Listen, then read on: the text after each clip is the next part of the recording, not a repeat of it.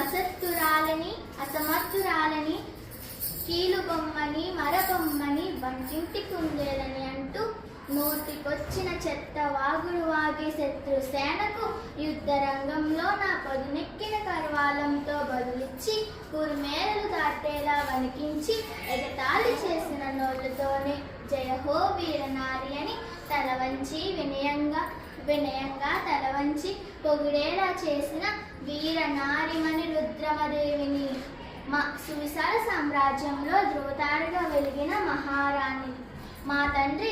మా తండ్రి గణపతి దేవుడు తనకు పుత్రులు ఎవరూ లేనందున నన్ను ఆడబిడ్డలా కాక అచ్చం మగపిల్లవారిలా రుద్రదేవుడని నామకరణం చేసి కత్తిసాము గుర్రపు స్వారితో పాటు సకల కళా విద్యలను నేర్పించి పట్టాభిషేకం చేశాడు.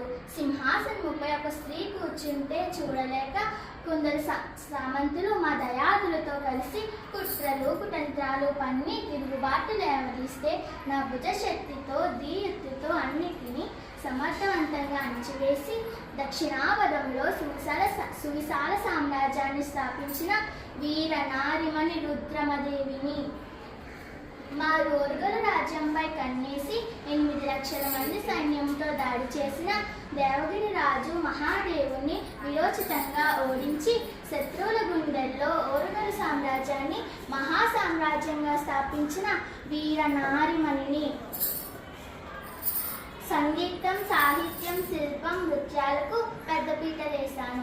పేరిణి నాట్యం ఆవిర్భవించింది మా కాకతీయుల కాలంలోనే కదా. ప్రతి గ్రామాలలోనూ పంటలు సస్యశ్యామలై రైతుల కళ్ళల్లో పువ్వులు పూయించాను. నేను చెక్కించిన శిల్పాలు, కట్టించిన కోటలు, నిర్మించిన గోపురాలను చూస్తే తెలుస్తుంది మా శిల్పకళ వైభవం ఎలాంటిదో.